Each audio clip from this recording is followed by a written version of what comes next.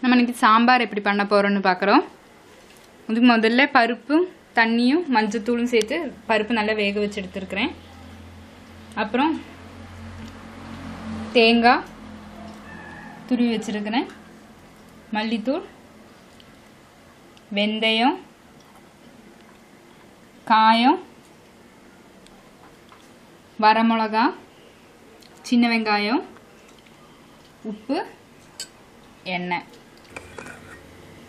அப்புறம் இதுக்கு தேவையான காய்கள் தக்காளி, உருளைக்கிழங்கு, கும்பளங்காய், முருங்கைக்காய், மத்தங்காய், அவரைக்காய், கத்திரிக்காய். நீ சாம்பாருக்கு இது அரைச்சி எடுத்துக்கலாம். எப்படி வறுக்கிறதுன்னு பார்க்கலாம். எண்ணெய் நல்லா சூடாயிடுச்சு. சூடானதுக்கு அப்புறம் தான் இந்த காயம் போடணும், இல்லாட்டினா பொரியாது. நல்லா சூடாயிடுச்சு, காயம் போட்டுக்கலாம்.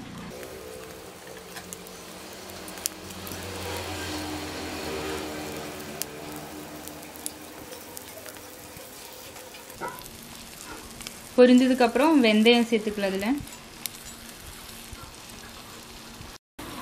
கொஞ்சம் வெந்தயம் சேர்த்துக்கலாம். நிறைய சேர்க்க வேண்டாம், கொஞ்சமாக சேர்த்தா போதும், இல்லைன்னா கசக்கும். இந்த அளவு வெந்தயம் சேர்த்துக்கிறேன். அதுலேயே வரமிளகா போட்டுக்கலாம்.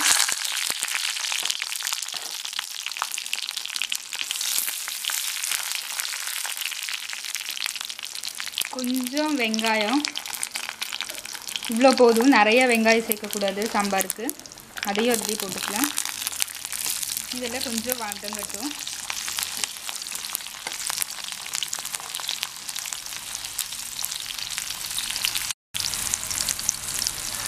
கொஞ்சம் கலர் சேஞ்ச் வந்துருச்சு. இனி அதில் நம்ம இந்த தேங்காயை சேர்த்துக்கலாம். தேங்காய் கொஞ்சம் நல்லா ப்ரௌன் கலர் ஆகணும், அப்போ தான் சாம்பாருக்கு டேஸ்ட் இருக்கும்.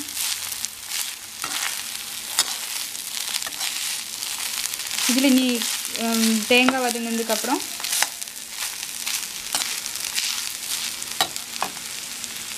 இதில் கொஞ்சம் மணத்துக்கு தேவையான தாளிக்கும்போது மட்டும் இல்லை, இப்போவும் கொஞ்சம் கருவேப்பிலை சேர்த்துக்கலாம். சாம்பார் நல்ல மணமாக இருக்கும்.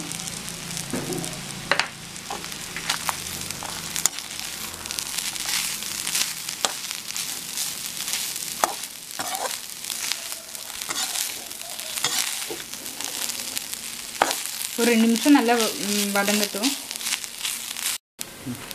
மீடியம் ஃப்ளேமில் வச்சு தேங்காய் நல்லா வறுத்து எடுத்தாச்சு. எல்லாமே நல்லா வறுத்தாச்சு. இனி இதில் நம்ம தனியாத்தூள் சேர்த்துக்கலாம்.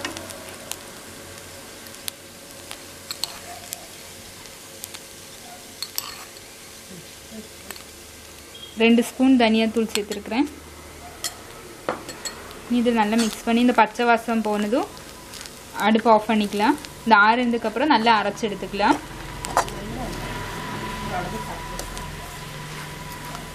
தேங்காய் நல்லா வறுக்கலைன்னா சாம்பாரோட மனம் இருக்காது, அதனால் கொஞ்சம் நல்லா வறுத்துக்கணும்.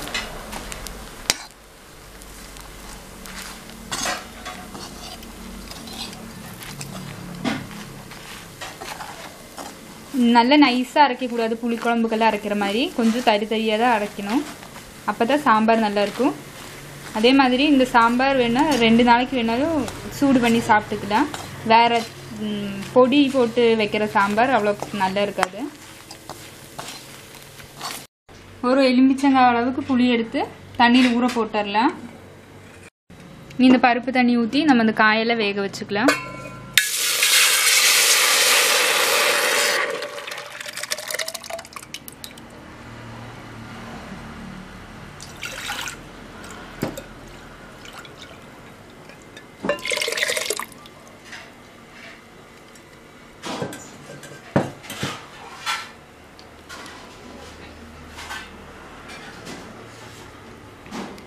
இதில் முருங்கைக்காய் போட்டுக்கலாம்.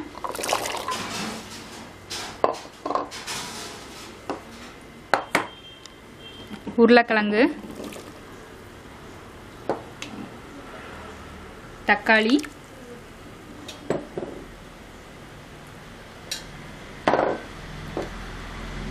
பூசணிக்காய்,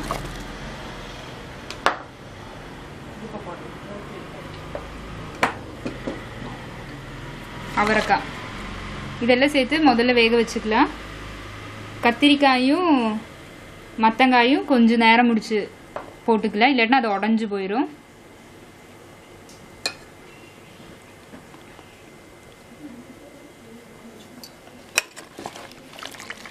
நல்லா மிக்ஸ் பண்ணிக்கலாம். இதுக்கு தேவையான காய் வேகிறதுக்கு தேவையான கொஞ்சம் உப்பு மட்டும் இப்போ சேர்த்துக்கலாம். மிச்சம் புளி தண்ணியெல்லாம் ஊற்றிட்டு சேர்த்துக்கலாம்.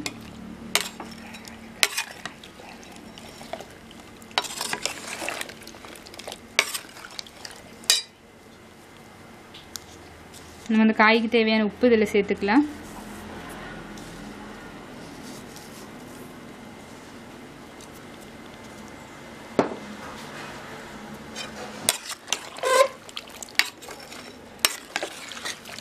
காயெல்லாம் நல்லா வேகட்டும், மூடி வச்சுக்கலாம். பருப்பு வேக வைக்கும் போதே நம்ம மஞ்சத்தூள் சேர்த்துட்டோம், அதுதான் இது மசாலாவுக்கு வறுக்கும் போது சேர்க்கல. நீ இதை மூடி வச்சுக்கலாம்.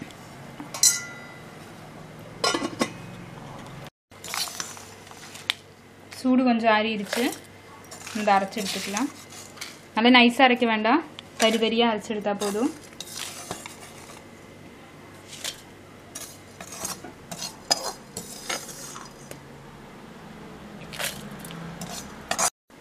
கொஞ்சம் தண்ணி சேர்த்து அரைச்சி எடுத்துக்கலாம்.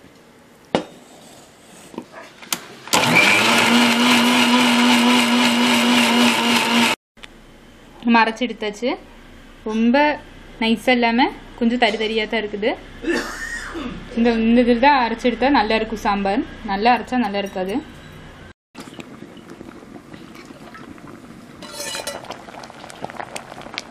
காய் வேக வச்சு நல்லா கொதிக்குது. நம்ம இதில் இந்த மசாலா அரைச்சி வச்சதை இதில் சேர்த்துக்கலாம்.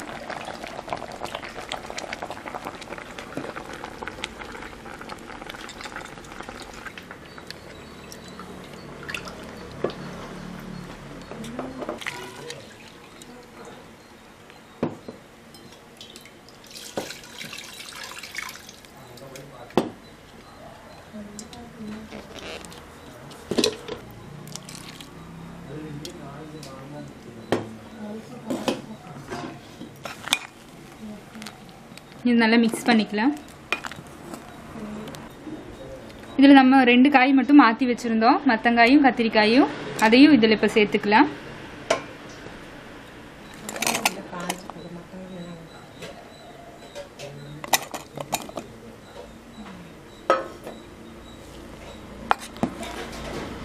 இது நல்லா கொதிக்கட்டும். அதுக்கப்புறம் புளி சேர்த்தா போதும். புளி சேர்த்தாச்சுன்னா காயெல்லாம் வேகாது. இதில் தேவையான அளவு உப்பு சேர்த்துக்கலாம். கொஞ்சம் முன்னாடி காய் வேகும்போது நம்ம உப்பு போட்டோம், அதனால் பார்த்ததுக்கப்புறம் கொஞ்சம் உப்பு சேர்த்துக்கலாம்.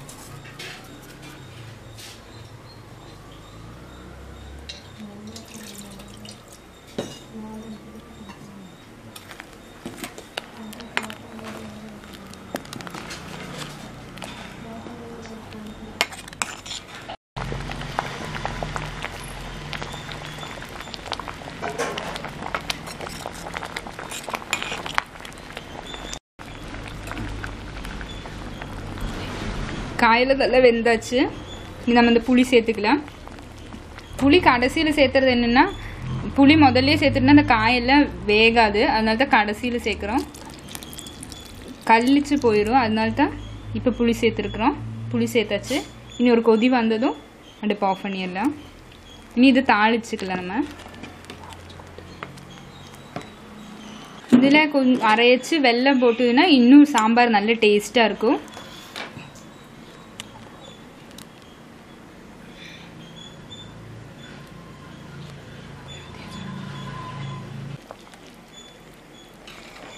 நம்ம புளி சேர்த்து இது நல்லா கொதிக்கிறக்க ஆரம்பிச்சாச்சு. அதுக்கு முன்னாடி நம்ம இனி தாளிச்சு எடுத்துக்கலாம். அடுப்பு ஆஃப் பண்ணுறதுக்கு முன்னாடி எண்ணெய் சூடாயிடுச்சு, கடுகு போட்டுக்கலாம். கடுகு வெடிச்சிருச்சு, இந்த வெங்காயம் சேர்த்துக்கலாம். அதுலேயே நம்ம கருவேப்பிலை சேர்த்துக்கலாம்.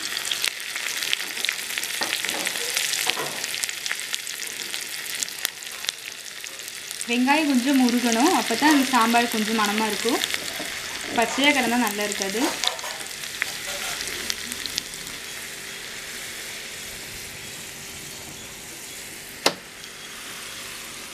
தாளிச்சுட்டு இந்த சாம்பாரில் கொட்டிக்கலாம்.